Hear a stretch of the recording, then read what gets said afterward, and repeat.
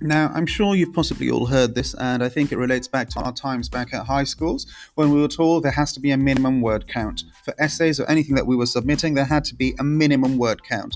And some of that might still be sticking with us, and for a lot of people I know, it's still stuck with them, especially when they're trying to look into social media. So, how long should your post be? Well, that's exactly what we'll be talking about today. Okay, so you have these posts, and you'll have noticed across all of the scrolling, which I'm sure most of you do by now, that the posts aren't of a particular length. In fact, the shorter, the better. Essentially, what we're trying to do is get our message across, so we're not going to give too much of a lengthy spiel because that's just to bore the audience. Likewise, you don't want to keep it so short that they almost forget and really make an impression. So keep it mid length, keep it interesting, and keep it informative, is what I would say. In terms of, is there an ideal length? Is there anything particular suitable? Well, for one, you've got on the different platforms, for example, you're limited by the characters.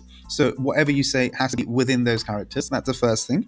Secondly, as long as think about it this way: what type of content are you, what is the purpose of that particular piece of content? Are you using it because you're going to be reaching out to people? Is it a long post? Are you educating? Are you simply branding? Or you just want to get a name out there? Or is it just a simple quote card that you're doing? I mean, depending on the type of content which you're going to be producing and the goal that you have for it, and obviously the platform that you're using, these factors combined will help you figure out what the ideal length of that particular piece of content should be. So I'd say keep it simple, keep it short and concise. You need to be able to get your point across. If you can do that in fewer words, so the better. If you need a little bit more words because you're going to bulk it up, you're going to create a little bit more interest, you're going to create a little bit more intrigue around what it is that you're talking about, then that would be definitely something to look into as well. So, quick tip for today: always mind the length.